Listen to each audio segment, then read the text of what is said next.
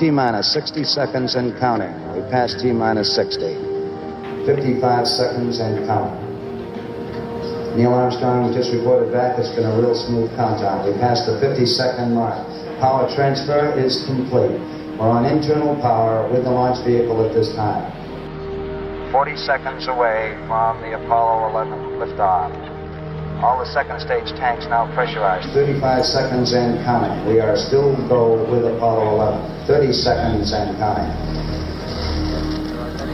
Astronauts report it feels good. T-minus 25 seconds. 20 seconds and counting. T-minus 15 seconds. Guidance is internal. 12, 11, 10, 9. Ignition sequence starts. 6, 5, 4, 3, 2, 1, 0. All engine running.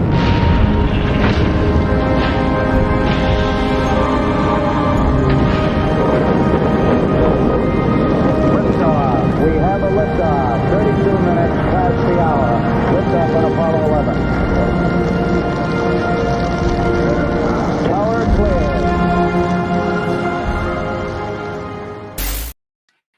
Well, hello and welcome to this late night live from the bullpen.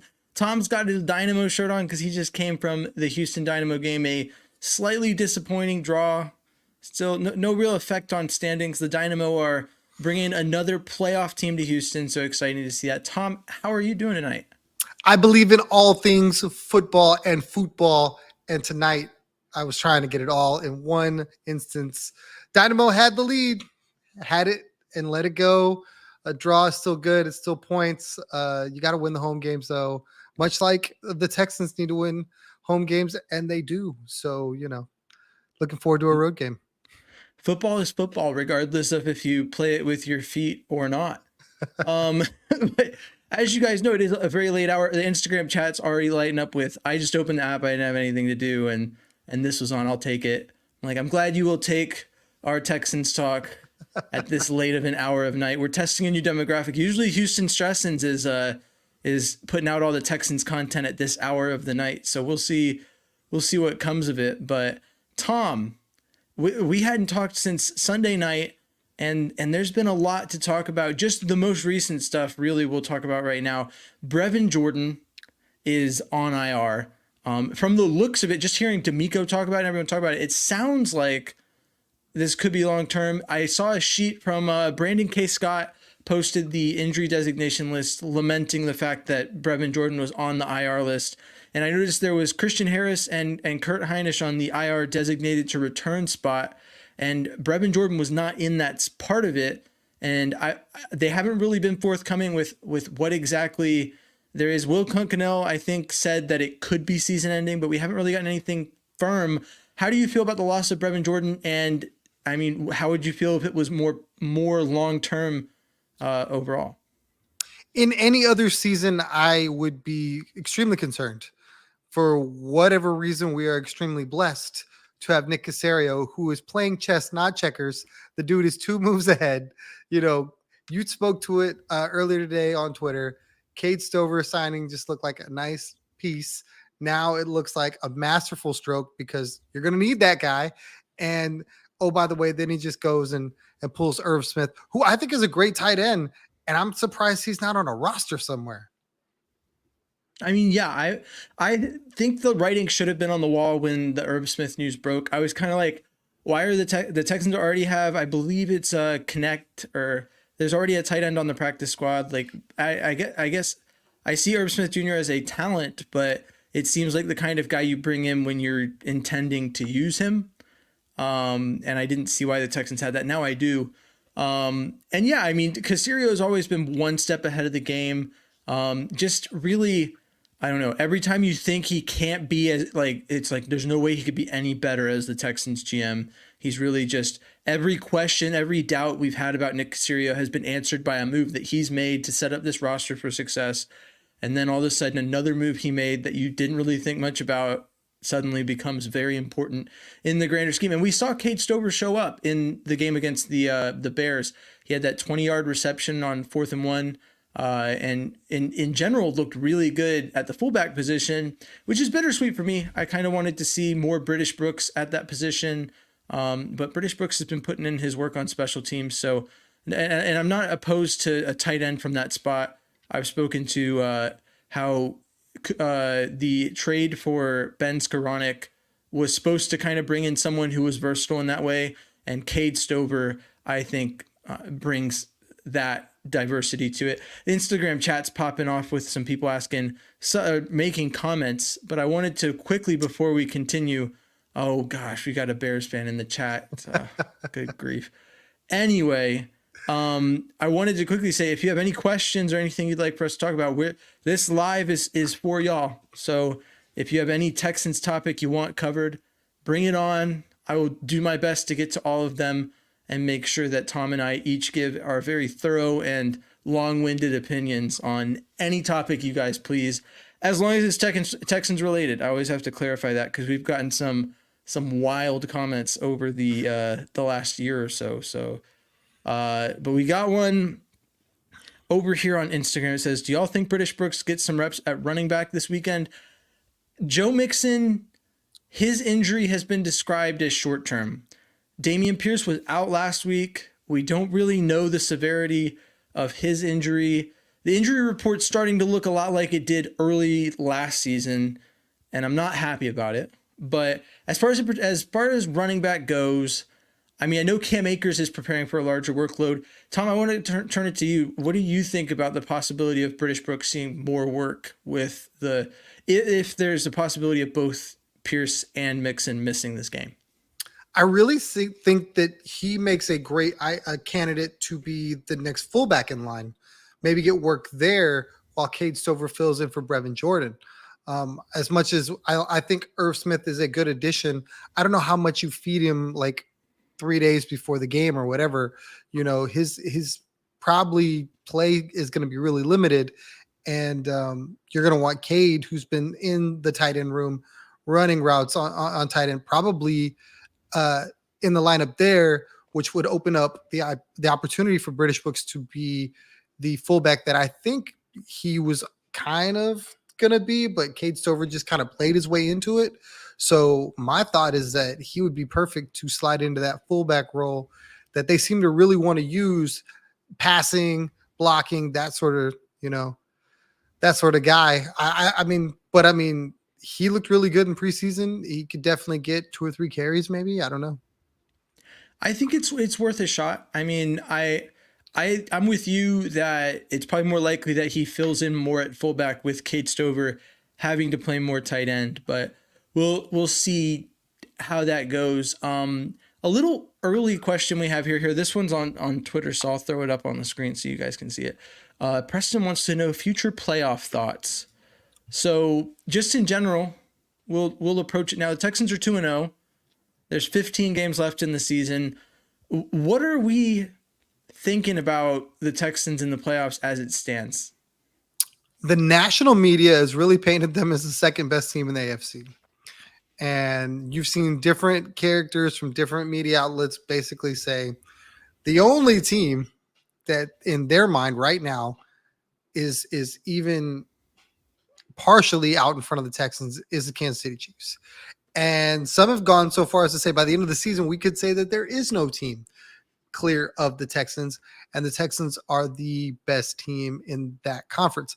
Now, a lot can happen between here and there, and it'd be really interesting to see, the 1 seed in Houston and everybody have to come to NRG and have to deal with the noise and deal with the roof open and deal with the heat. I don't know. Well, Tom, you know how I feel about it. I mean, but I'll say it here. I've been very adamant, and it feels like, isn't that how it goes? That for my entire life, the second best team in the AFC would have the home field advantage for at least a week. They'd have a bye, home field advantage, and then if you luck out and the 1 seed loses, you are the home team for the rest of the playoffs. But since life usually goes that your team gets good right as things change to be harder, it's now only the 1 seed that gets the bye, and it's only the 1 seed that, I mean, realistically, it's always been the 1 seed that's guaranteed home field throughout. But I think that with the Texans' history of never winning a game on the road, they either have to prove me wrong, or the more likely outcome is that the Texans get the 1 seed and they go through the playoffs as a home team. And I don't think there's a single team in the NFL that can come in as well, I guess really just the AFC if it's playoffs, but I don't think there's a team in the NFL that in the playoffs can come into NRG and win a game against this Texans team. I don't think it's possible. I think that the way Houston's going to show up and the way that environment is going to be, I mean, Stroud said it, it's the loudest stadium that he's ever played in. That Browns game was like difficult for him to hear himself.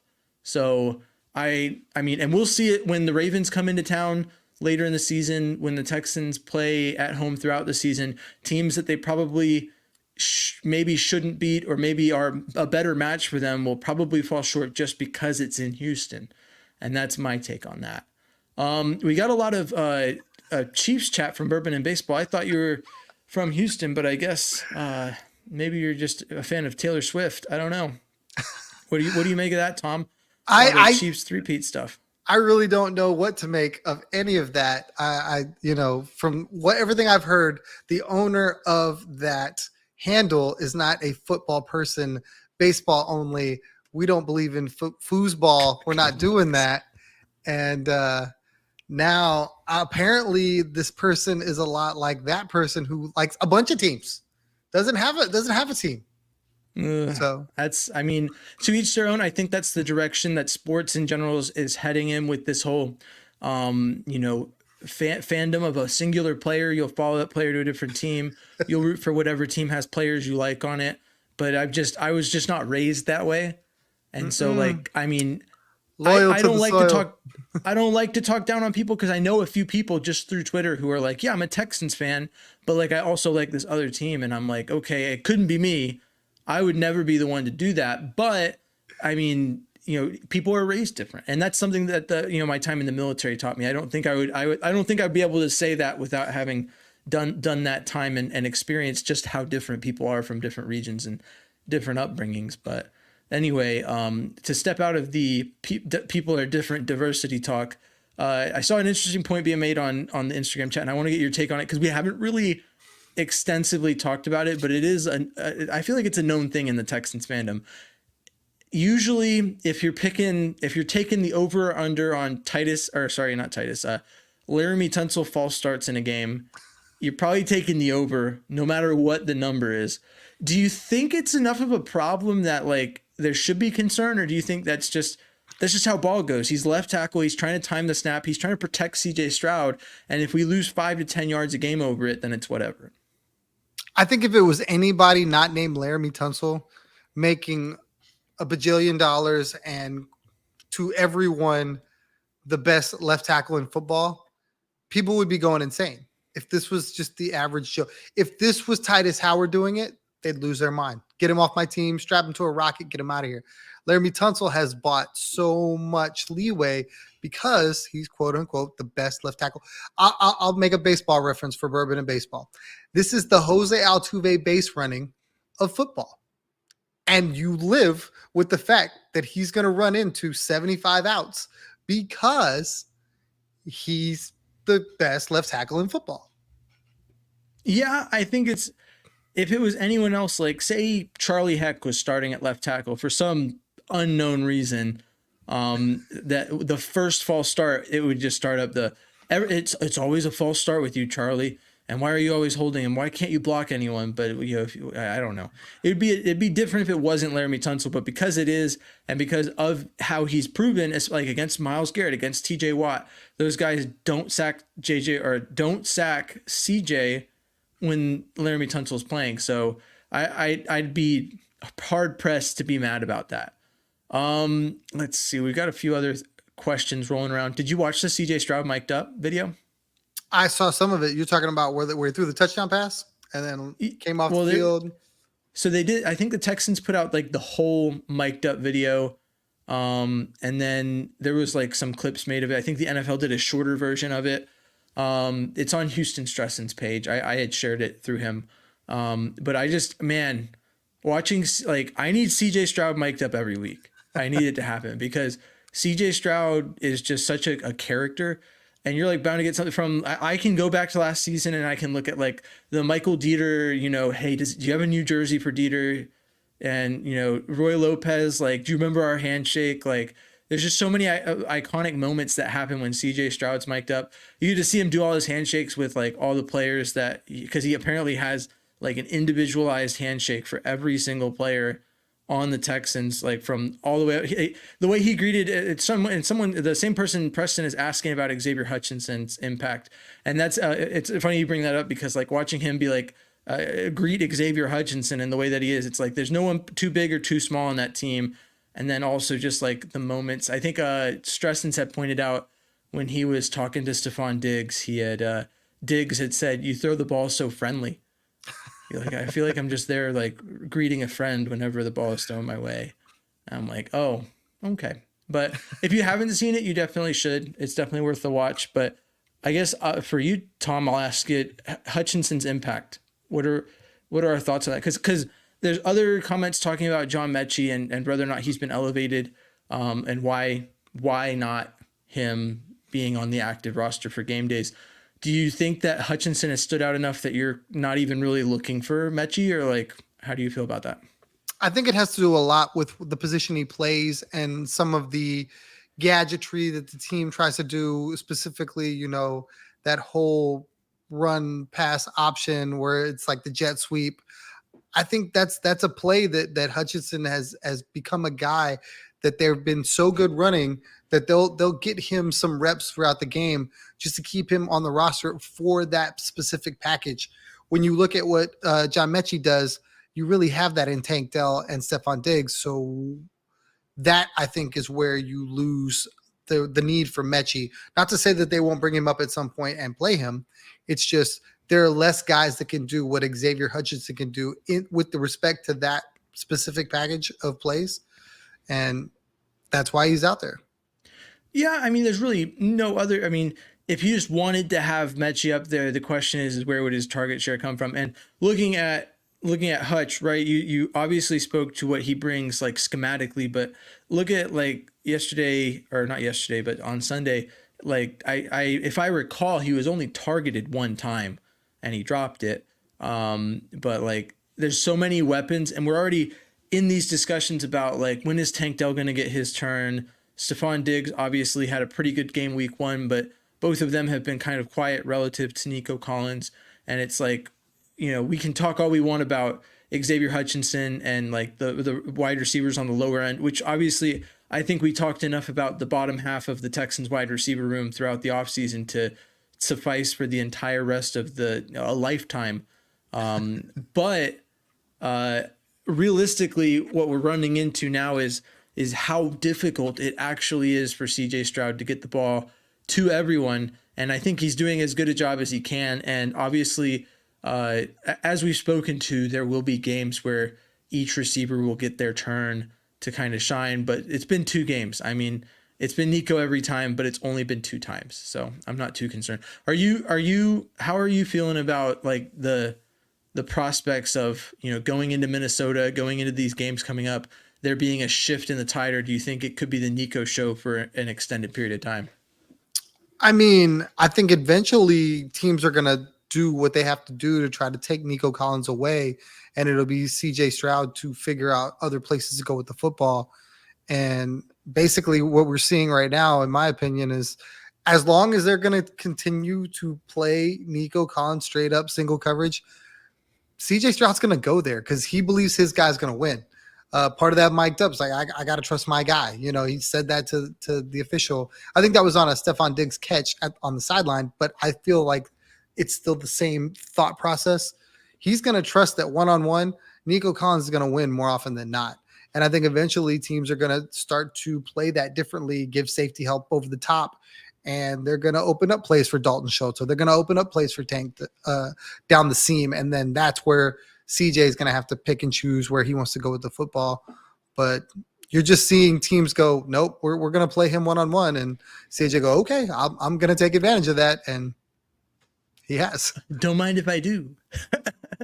I mean, I agree with you. And to speak to you 1 minute, there's a comment in the Instagram chat. Travis Atwood 21. This is a live video. We are live, and I can see and read all your comments. So this is not, I know you said it might be a video from yesterday, or honestly, they might actually not be live, but we are.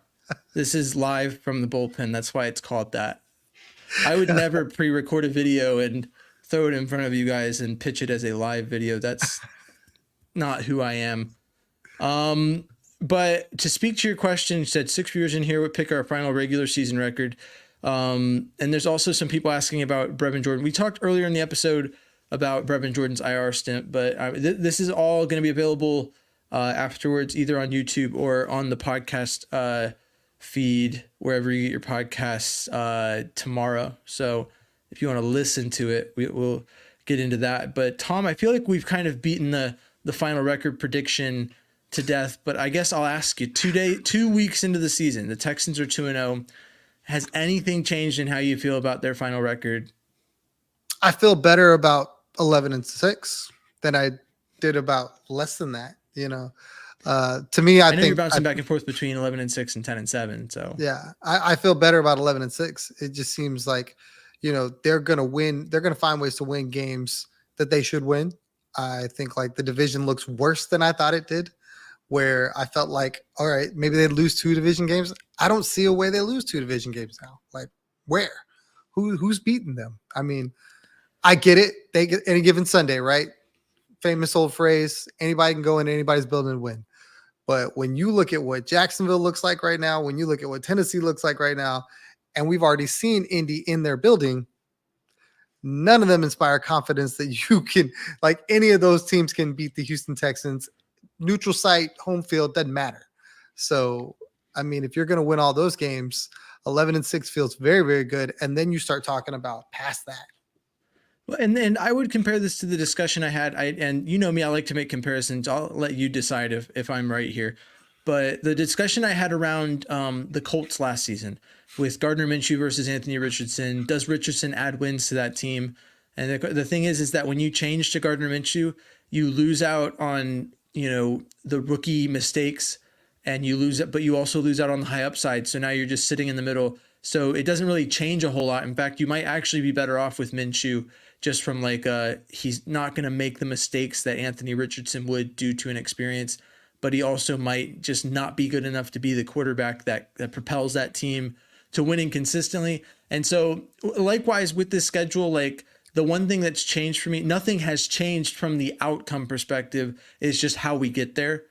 And so when you switch out, like for example, we talked about this first 6-week stretch of football as being easily 6-0 time. And now we're talking about the Minnesota Vikings with Sam Darnold at quarterback.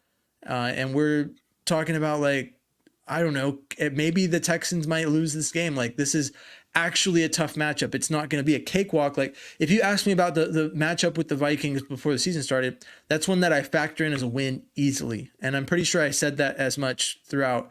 Whereas like you said with the division, like I was a lot higher on the Colts than maybe other people are. And I still am to some extent, but as I said earlier, like it's basically Anthony Richardson's rookie season. So like what we're going to see is Anthony Richardson ready to step into his potential, or is he going to make rookie mistakes? And so far we've seen more rookie mistakes, at least enough to overcome whatever potential he showed. Right. And so with that, like, I agree with you. I'm pretty confident in an 11-6 record.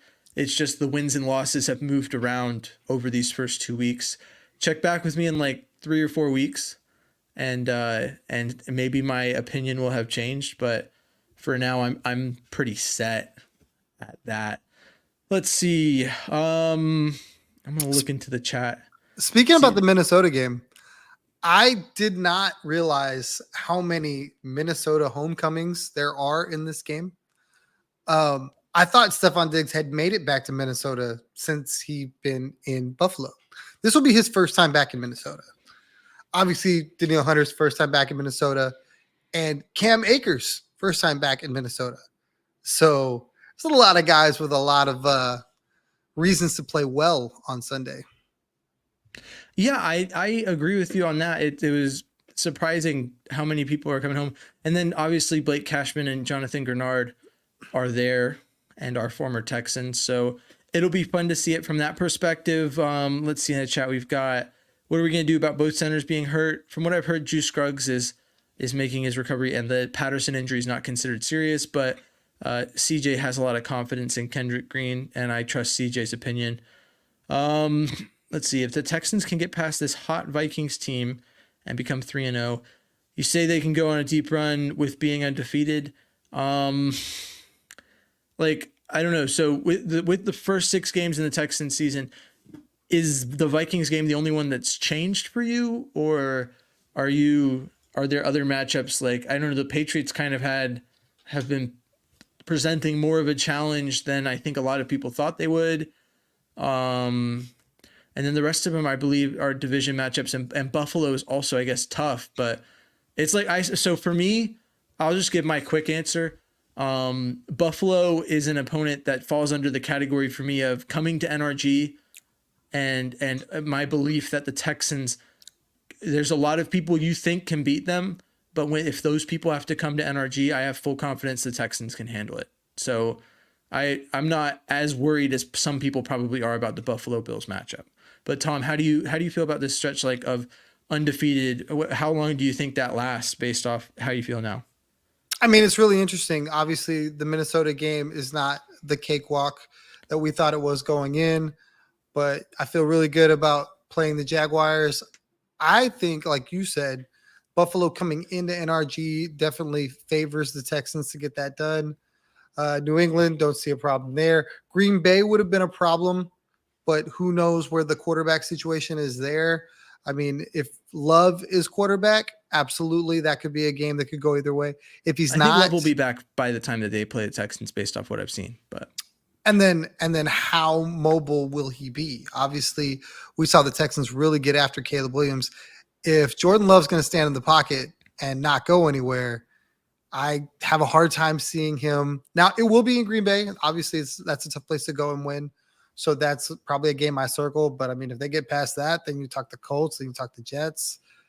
I mean, you could realistically say they could go the first 8, maybe going to New York in, late October. It's probably going to be really tough. That place is a horrible football field. The grass is horrible. Everything's horrible. So that would be the 100%. one that scares me. My money is on the Texans winning streak ending in New York.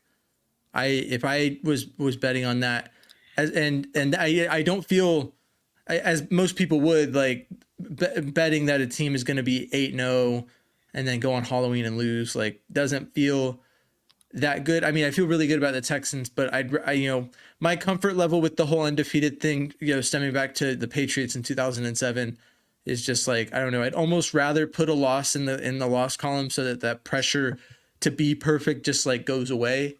But I mean, obviously, like any football fan ever, seeing your team be undefeated is a great. I was on the golf course today, and I recently got a Texans golf bag. So the person was like, "Oh, your Texans bag? What are the Texans like 1-1?" And I said, "Oh no, they're 2-0, 2-0 going into Minnesota." So, also shout out to Houston Stressens, who's in the chat, said we're up late. We thought trying to keep up with you, sir. We were trying to keep up with you, but you decided to end early. He's had a busy day today. I don't know. I'm going to take a second to speak on it. 4:30 had the Blessin' or Stressin' on ESPN, was on AFC South Roundtable at 8, and then had his own thing at 9. So I mean, he's coming off of a busy day. I'm surprised you're still up to comment on this, honest. Texans commenter. But let's get back into the Texans chat. Let's do it. He's putting in work. He is everywhere. Very busy and tired. No, yeah, I bet. But I was going to text you. I was going to be like, hey, man, do you think you got one more in yet? No. I saw your schedule today. I said, it's Carter. I think I'll keep that text in my pocket. I'll text you a different time. Let's see. It says, y'all, it was so beautiful as a Houstonian to see the roof open at NRG. Let's talk about that. Do you think the Texans should be having the roof open more often? Absolutely. It was a beautiful sight. It was a beautiful sight to see. I was kind of mad that I couldn't be there. So we talked about it on the post game I did with Robert Land after the game, and he was very adamant that it is a very uncomfortable place to be. Like, Oh yeah, 100%. and all I could say was, I don't care. I'm signing up for that. Like, I'm Texas guy. Like, I'm used to the heat. Like, if you're gonna complain about not having centralized air and stuff like that, well, It's fine, but I mean, if I wanted a truly cold environment, I just go to Minute Maid Park. Like, I'll go watch some baseball at Minute Maid Park if I want it to be like 68 degrees and nice, a chill environment to watch sports in. If Bourbon and Baseball is still here, she's about to get after you because Minute Maid is far from that. They have AC issues. It's a hot box. What? Yes, yes. It's 100 degrees in there. People are asking them to open the roof to cool that joker down because, I mean, it's supposedly really, really hot. Well, see, look, where are you sitting? To be fair, the last game I went to at Minute Maid Park was last season. I've caught a couple of games. I went to the on Sunday in Anaheim. I almost went today. Thank God I didn't because it was apparently not a good game. But the timing didn't work out for me to make it today.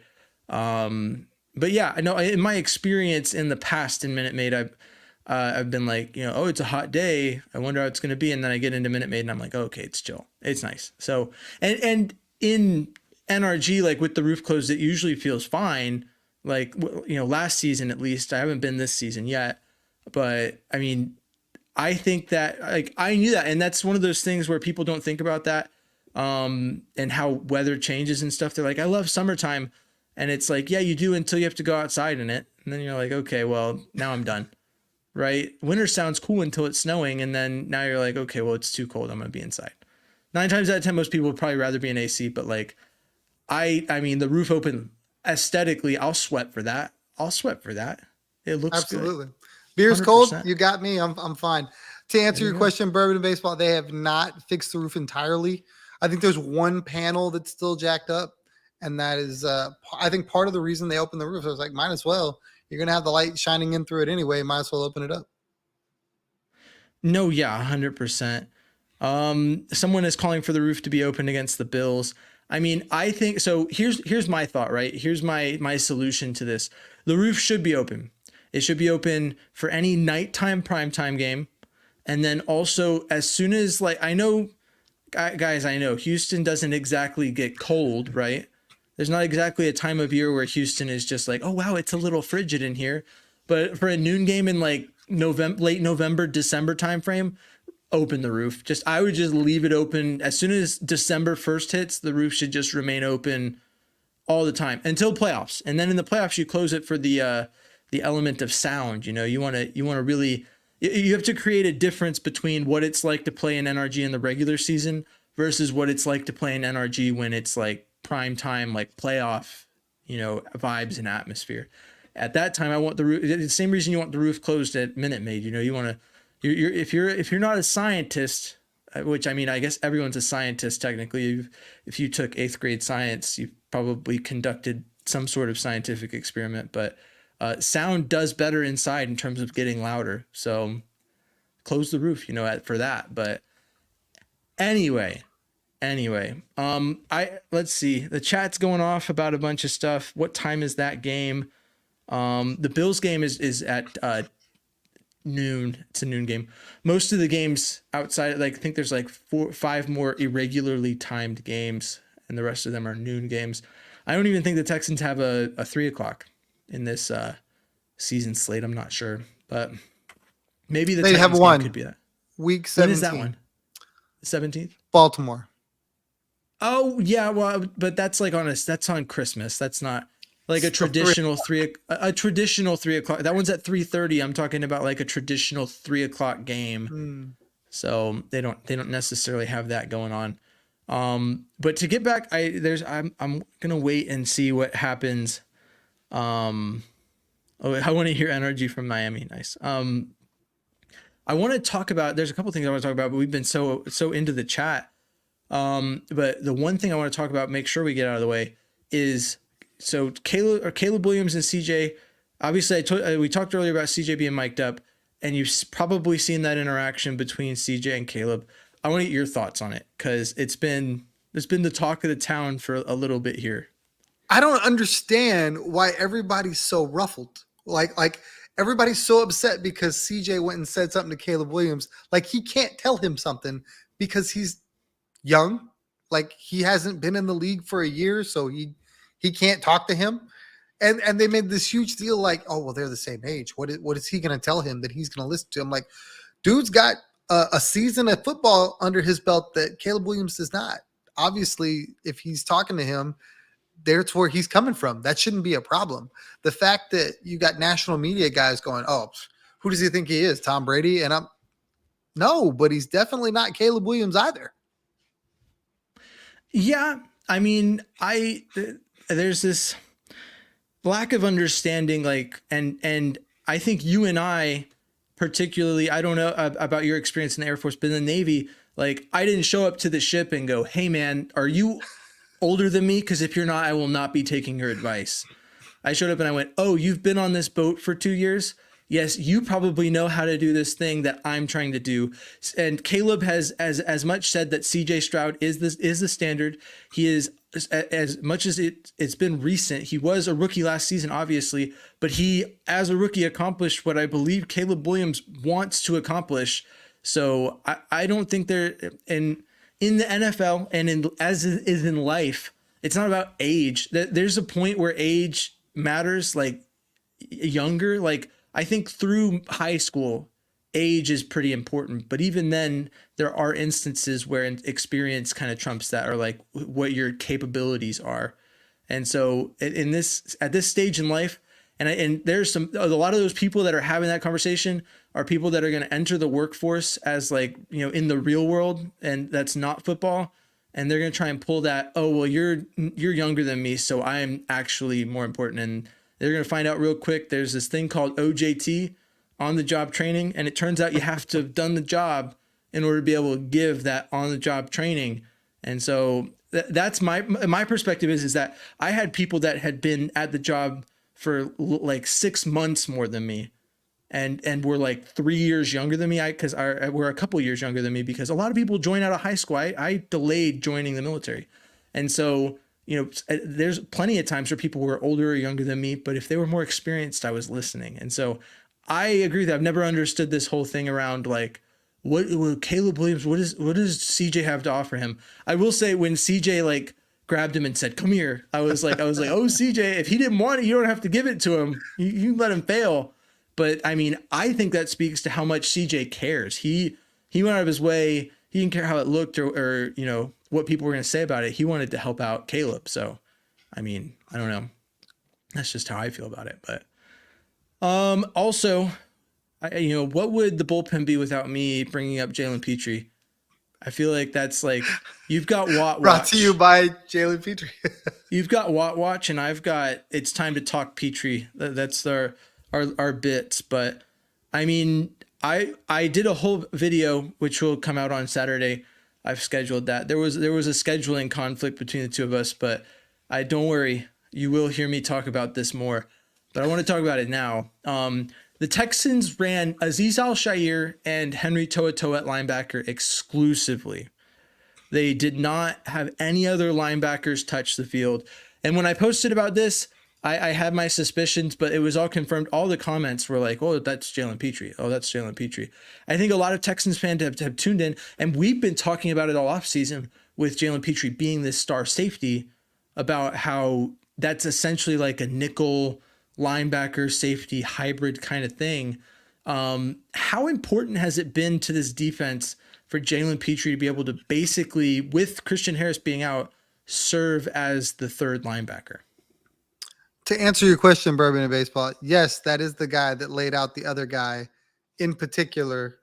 For people, when they talk about, that, they're referring to the Jalen Petrie hit. I don't know that anybody saw this coming. I don't know that anybody thought that Jalen Petrie could be this impactful for this defense in whatever that hybrid role was going to be. But he's really been huge, whether it's been, playing coverage in the linebacker area, whether it's been getting to the quarterback or running back in the backfield. and then still being able to play solid safety. I mean, Jalen Petrie is slowly becoming an anchor on this defense that I don't think James Roy would have ever said last year. No, the whole offseason, I told you I've changed, but like the whole offseason was, and to be fair, to my credit, like I never said, I don't believe Jalen Petrie can make it in this league. I simply said that last season was bad and he needs to fix it. And it turns out the fix was, had nothing to do with Jalen Petrie. It had to do with his usage. And so I think that, and I said that about Toa. I said that about Petrie. Like that's what it comes down to is that great coaches make adjustments and they see their guys struggling. And instead I know it's a sore subject with Bill O'Brien, but one of the things that's come of the Bill O'Brien discussion with the way Deshaun Watson has played recently is that Bill O'Brien took a quarterback in Deshaun Watson that was not expected to be able to translate to the pro level and designed an offense around him that worked. And when things didn't work, he worked as a coach with his quarterback to create the best situation for Deshaun Watson to succeed. And so good coaches do that. Bad GMs get fired because even though they're a good coach, they're not a very good GM. Talking about you, Bill.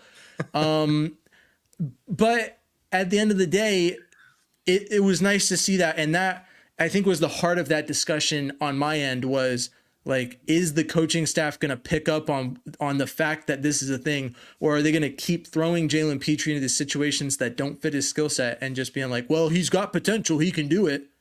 And they obviously made the adjustments they needed to. So I'm happy as a Texan. You'll never hear me rooting against a Texan to be successful because like I'm the same person who, when Davis Mills threw that 4th and 20 conversion, a lot of people were mad about that. And I literally tweeted after that. I was like, I will never understand someone who is mad about the Texans winning. Like I get the implications of that win and where it moved us on the draft, but I will never sit there and actively root for the Texans to not win a football game. I don't care if it moves them from the 1st overall pick to the 2nd overall pick or whatever. It's never been me. But oh well. Another question that's come up in this chat is the secondary. I feel like we were a little harsh on the secondary in the immediate onset based off of what we watched. I mean, I obviously agreed with you. Like looking at it, it kind of felt like that it was how do you put it? One play turns it around, right? On defense, a lot of positions fall under this blanket of, okay, well, you may be having a bad game, but if you just get a pick or if you just get a sack, like you filled your stat sheet for the day and you are now good. But if you look at the numbers as it stands, Kamari Laster, 0 passer rating when targeted. Derek Stingley, 46.8, I think was the number. It could be somewhere in that neighborhood. Both top 10 in the league. Kamari Laster, obviously number 1. What have your thoughts changed on this secondary, or do you think there's reason to be concerned going into this matchup with Jay Jettas? Like, how do you feel about it? I think that depends entirely on what people view as a successful outing. I mean, if they give up a ton of yards but don't score points, are you okay? If you see them, okay, say they commit a bunch of penalties, are you okay with that? It just depends on where you place value in what a good defensive performance is. I mean, in the NFL, it's really hard to keep a team entirely down. You know, some people expect that. They expect zeros. That's it. Shut down. That's it. You get nothing. And it's just really hard. Defenses are going to break from time to time. You're going to give up points. It's just the nature of the beast.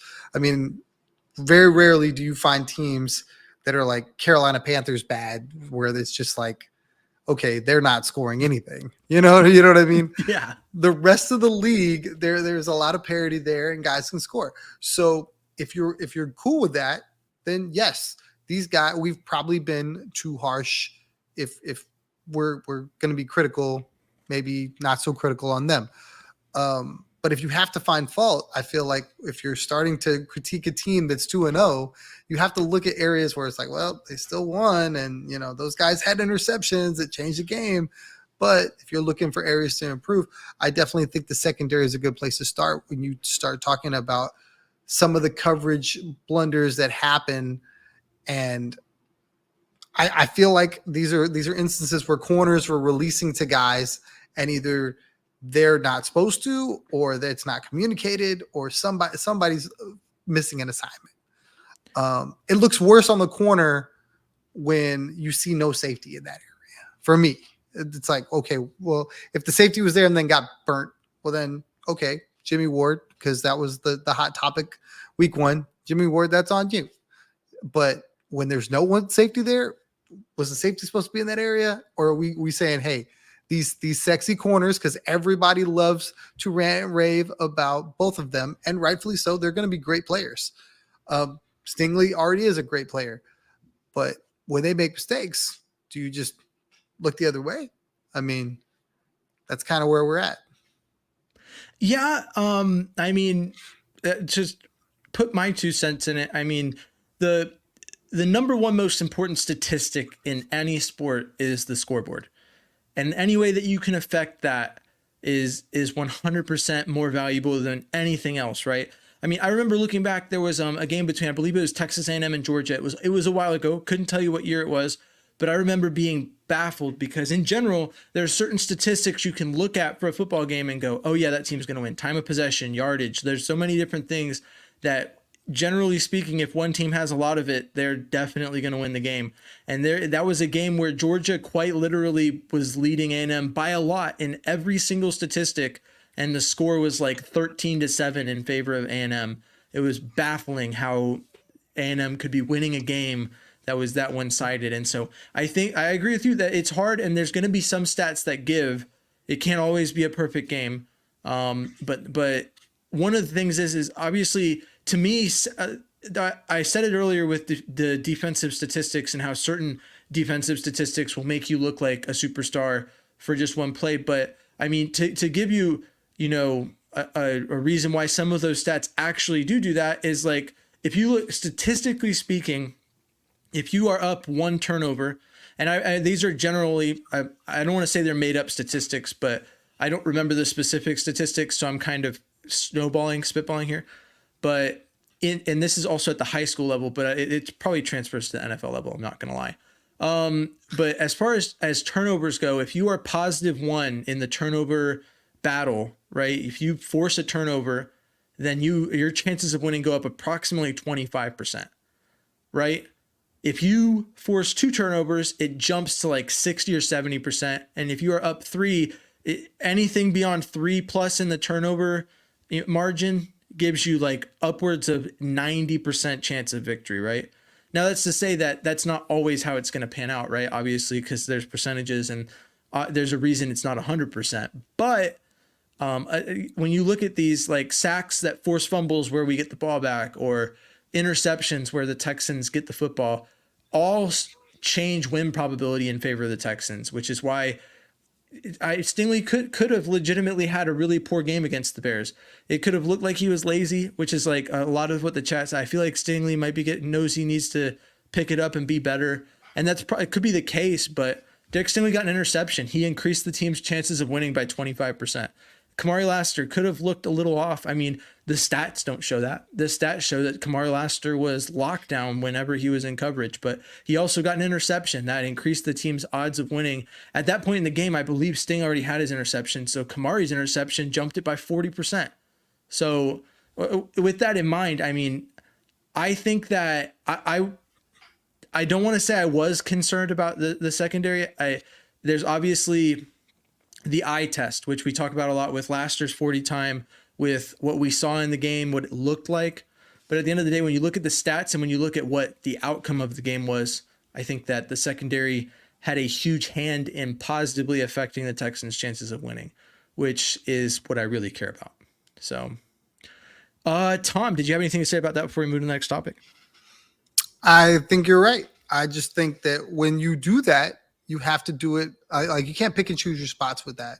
Like, there are days when the safeties look really bad for 3 quarters and then make a big pass breakup to cause a 4th down. And it's like, do they not get the same love? I mean, the edge rush game week 1, the edge rush was like, well, the edge rush is not existent. They don't have any sacks. I'm like, But we talked about it. I felt like that they had an assignment and they fulfilled that assignment.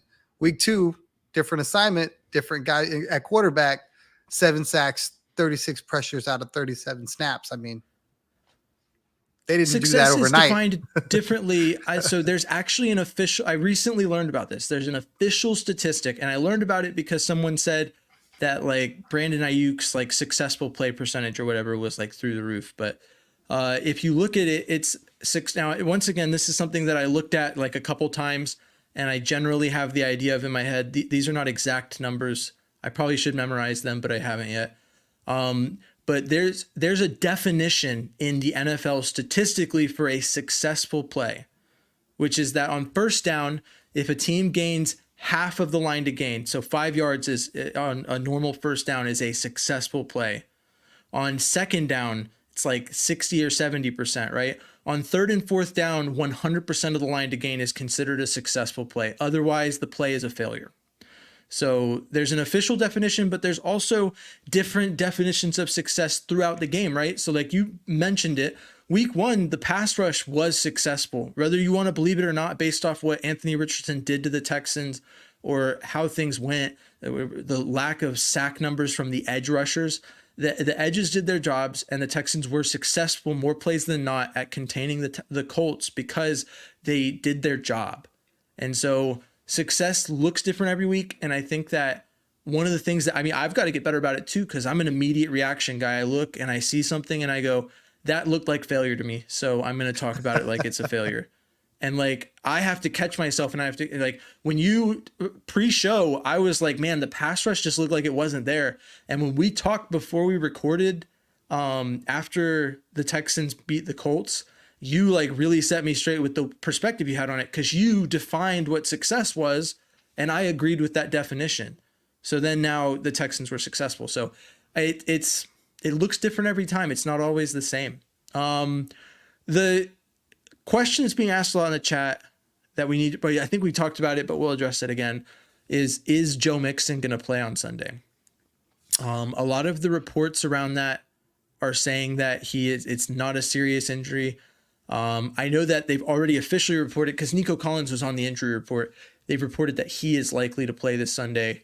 Though we haven't really gotten any sort of firm report that Joe Mixon is ready to go. Our best indicator, in my opinion, is the fact that the Texans didn't sign a running back to the practice squad. But what are your thoughts on Joe Mixon being ready to go? I don't know. I wonder if he's like an emergency guy that they have suit up, but they don't necessarily intend to use him. We talked about British Brooks. We talked about Cam Akers. We didn't talk about Dare, and Dare was in the game to finish the game at the end after the fumble by Cam Akers. So I wonder if there's a package now where Dare gets, 5, 6, 7 carries in this upcoming game. It'll really just depend on how I think Joe's feeling, pregame. Ankle things are really interesting in the fact that day in and day out, you're probably sore. You probably don't want to do anything. Then you get loose. Then you get warmed up. You get a little treatment. You get heat, ice, whatever. And then you just go play. You're on adrenaline. So.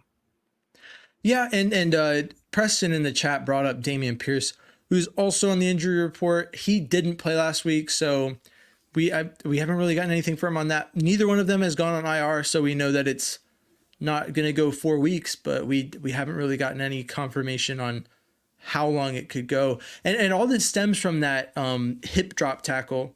So I want to know I didn't really ever talk to you about your opinion on hip drop tackles in general, but I want to know, how did you feel about how that went down? Because that was, by definition, a tackle the NFL has made illegal.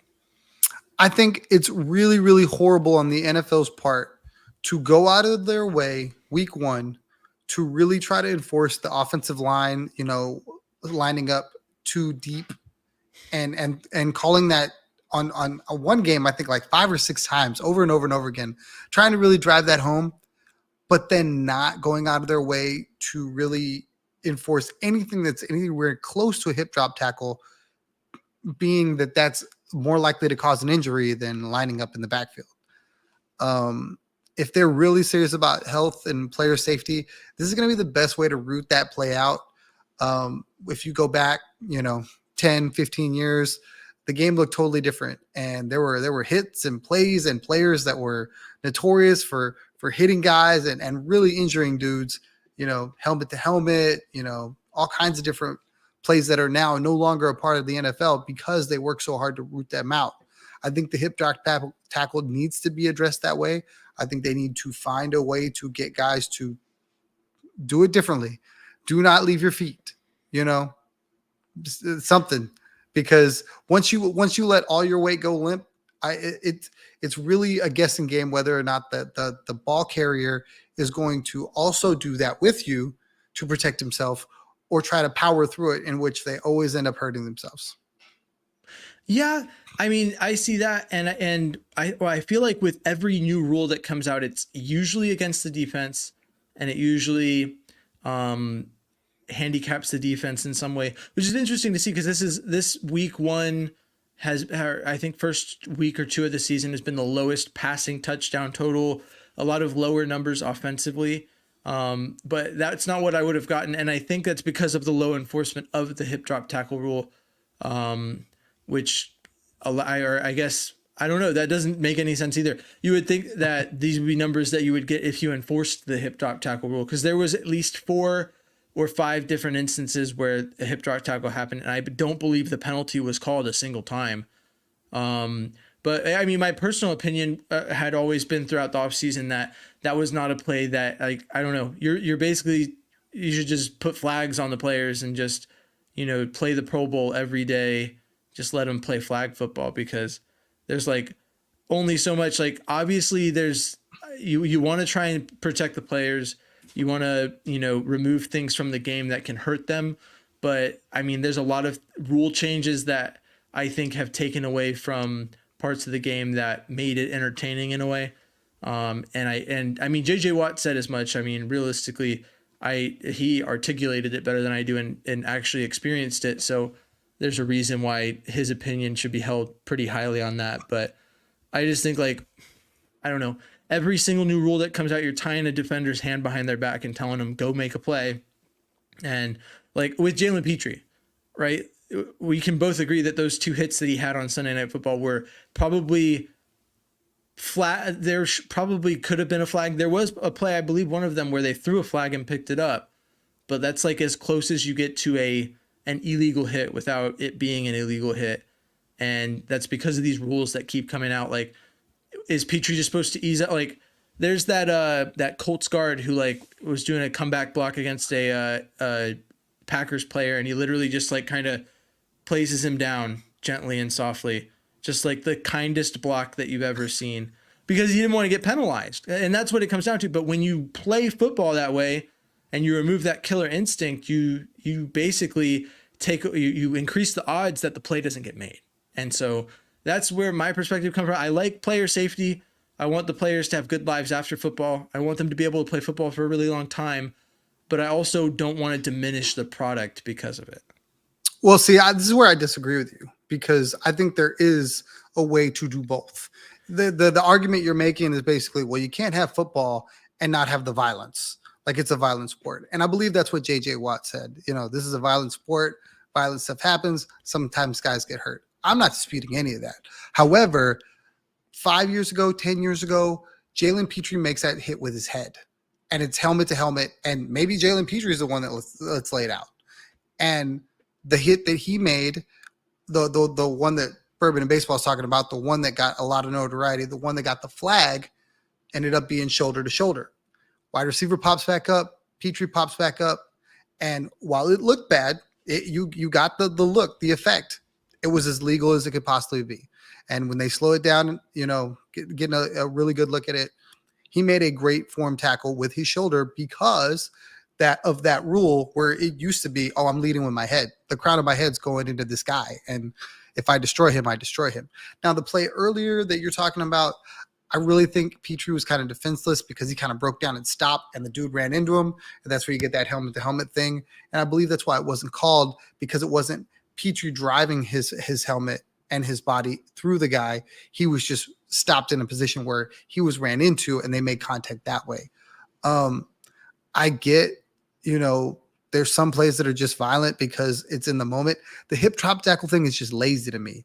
When a guy has the dude wrapped up, okay, finish the tackle. The hip drop thing is going, if I just let my weight go, he has nowhere else to go without injuring himself. And for me, there's got to be, okay, we can teach this better. We can teach you a better way to tackle where I can wrap up, I can keep my feet and stop this person from going any further without having to lose all my weight and just lay on his legs, basically. Yeah. And I think with time, right, that those things will become easier. I'll tell you this, as someone who has coached junior Pee Wee football, teaching the art of a tackle without leading the head is probably one of the hardest things to do for your players that are really in it, right? Like I had a guy, superstar, like I think he, as he goes through the levels, could be really good. But like, he's linebacker / running back, like star of the team. But man, when he'd run in there, he looked like Jalen Petrie if it had been 5 years ago. He's just like with his head just full char. I'm like, dude, you're going to have CTE before you reach high school if you don't stop doing that.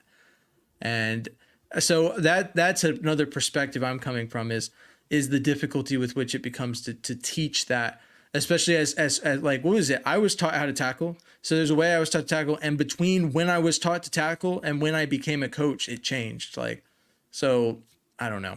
It's just, maybe that's influencing my opinion on it as much as it shouldn't. But that's why I want to reiterate at the top of it that, like, obviously player safety and the longevity of a player's career is important to me.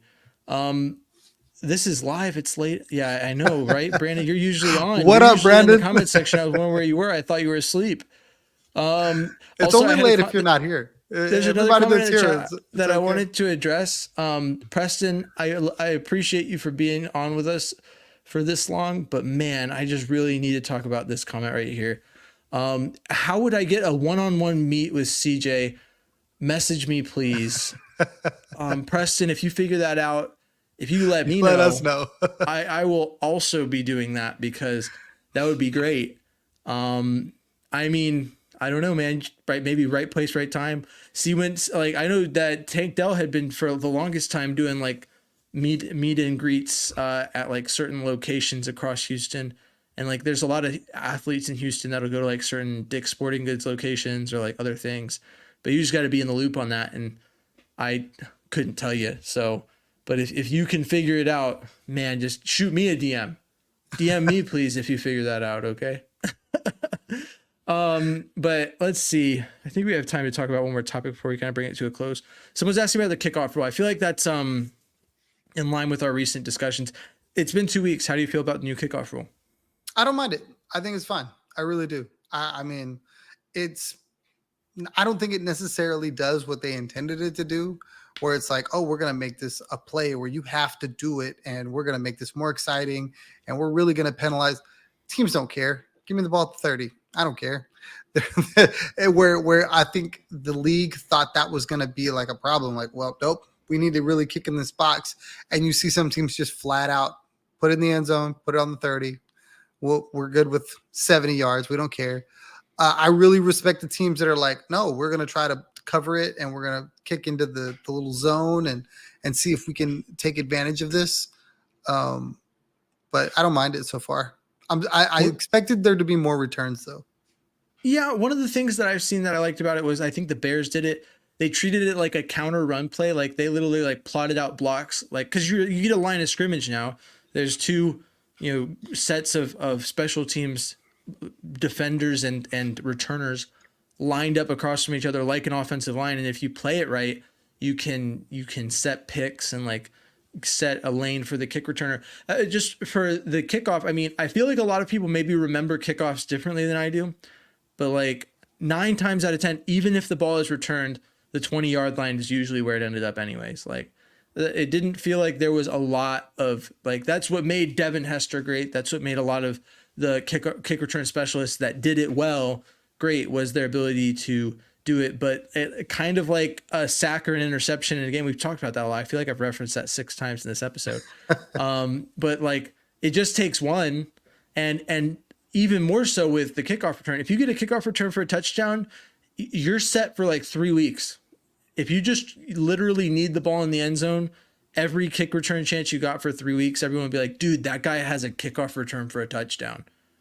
So like, even more so, like it's impressive to get a significant amount of yards on a kickoff return. I'd say taking the ball to the 40 or the 50 is like, that's like the equivalent to like a sack or an interception. You're like, dude, I set the offense up so well. CJ's got to get a first down and we're in field goal range because Kaimi Fairbairn's that good. So yeah, I mean, I don't know.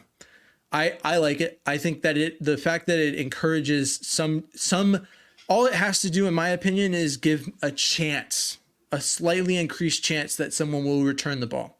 And that's good enough for me. So I'm fine with it. And I believe that's all we've got for this episode. It's as y'all said, it's late. So I think we'll bring it to a close, but thanks for tuning in. If you are new to the scene and you haven't had time to examine this logo up here, we are the Bullpen, a Houston Texans podcast. I try to make that as readily apparent as possible due to certain events that happened. Tom, oh, look there, my camera went. Thank God.